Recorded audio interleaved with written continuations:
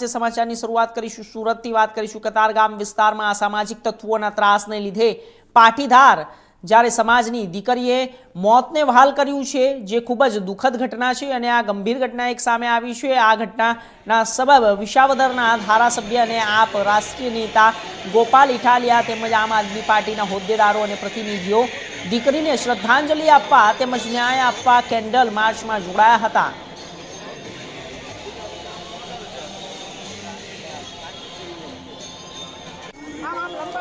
आपने जणावी दीए कि જ્યારે જે દીકરીએ આત્મહત્યા કરી હતી તે આત્મહત્યાને લઈને ગોપાલ ઇટાલિયા અને આપના કાર્યકરો કેન્ડલ માર્ચમાં જોડાયા હતા।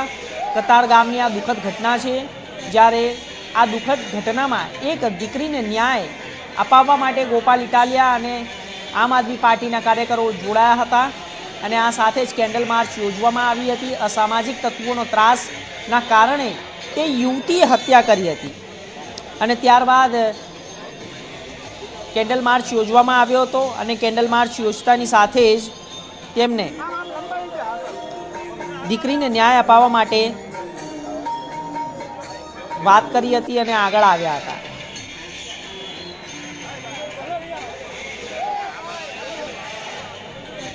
તો આ વિષય ઉપર અમારા સંવાદદાતા સુનિલ પ્રજાપતિ જોડાઈ ગયા છે। સુનિલ, શું છે આખી આ ઘટના?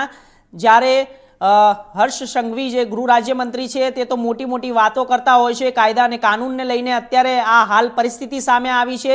આ સામાજિક તત્વોએ જ્યારે આ યુવતીનો ભોગ લઈ લીધો છે, આના ઉપર શું તંત્ર દ્વારા એક્શન લેવામાં આવ્યું છે? સુનિલ જી, આ યુવક જે યુવતી છે પ્રાઇવેટ સ્કૂલમાં પ્રાઇવેટ ટ્યુશન ક્લાસમાં ટીચર તરીકે કામ કરતી હતી। આ યુવક દ્વારા એને બ્લેકમેલિંગ અને હેરાનગતિ કરવામાં આવતા જેના ત્રાસથી યુવતી કે આત્મહત્યા કરી તેવું પ્રથમ પોલીસ તપાસે કહ્યું છે। ત્યાર પછી પોલીસે જે છોકરો છે અને એના પિતા પર બ્લેકમેલિંગના કેસ પર એફઆઈઆર નોંધી છે અને આ કાલે જે સમાજ છે પાટીદાર સમાજ છે એના દ્વારા સુરતમાં કેન્ડલ માર્ચનું આયોજન કરવામાં આવ્યું હતું કે જે સમાજને જે આ સમાજમાં જે યુવતીઓ પર અત્યાચાર થઈ રહ્યા છે તેને રોકવા માટે અને આવી ઘટના બીજી વાર ના થાય તેના માટે અને છોકરીને ન્યાય મળે તેના માટે પાટીદાર સમાજના આગેવાનો ભેગા થયા છે। તેમજ આમાં આપના જે વિશ્વાદરના ધારાસભ્ય ગોપાલ ઇટાલિયા પણ આમાં જોડાયા હતા અને આ દીકરીને પાકો ન્યાય મળે તેવી એમને ત્યાર સુધી એમની લડત ચાલુ હશે તેમ કહ્યું હતું। તેમજ ખાસ કરીને આમાં તમને બતાવ્યું આમાં આમ આદમી પાર્ટીના નેતા સાથે સાથે ભાજપના પણ નેતા જે પાટીદાર સમાજથી નીકળ્યા છે, અલ્પેશ કથિરિયા, ગોપાલ ઇટાલિયા, આ બધા અલ્પેશ કથિરિયા, ધર્મિક વાલિયા, વિજય માંગુકિયા જેમ સહિત નેતાઓ જોડાયા હતા અને આ રેલીનો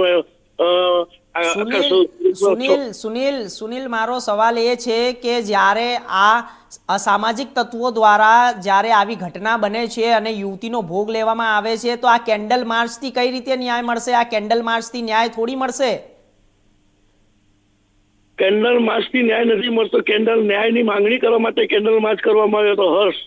જી બિલકુલ, પણ સુનિલ, આ કેન્ડલ માર્ચ તો મને લાગે છે કે ખાલી આ એક દેખાવો છે, પરંતુ ક્યાંક ને ક્યાંક તંત્ર પણ જવાબદાર છે।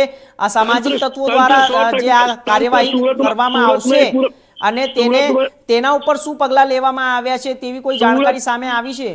જી, સુરતમાં ગુજરાતમાં હાલ ક્રાઇમ જે થઈ રહ્યા છે તેને જોઈને લાગી રહ્યું છે સુરતમાં જે પોલીસ છે, જે ગૃહમંત્રી જે વાતો કરી છે ગુજરાતમાં ક્રાઇમ વિનાનું ગુજરાત, પર જે ગુજરાતમાં ક્રાઇમોની ઘટના બની છે, લૂંટ, ચોરી, અપહરણ, મર્ડર, આ જે ઘટના વધતા જઈ રહી છે, આવી ઘટનાઓ તમે જોઈશો દરરોજ એક નવી ઘટના આપણને સુરતમાં જોવા મળી રહી છે। પોલીસ જે અંકુશ લાદવા માંગી રહી છે આ સમય તત્વ એ શક્ય બની નથી રહ્યું। આ એ 100% સાચી વાત છે, લેકિન પોલીસે આ ઘટના પછી આરોપી અને એના પિતા પર ફરિયાદ લીધી છે। આગળ પોલીસ તપાસ કરી રહી છે, શું ફરિયાદમાં નીકળશે આગળ પોલીસ જે જાહેર પડશે ત્યારે આગળ આમાં જોવાનું રહેશે કે કેવી રીતે છોકરીને ન્યાય મળશે। જી ચોક્કસથી સુનિલ, આપનો ખૂબ ખૂબ આભાર માહિતી આપવા માટે।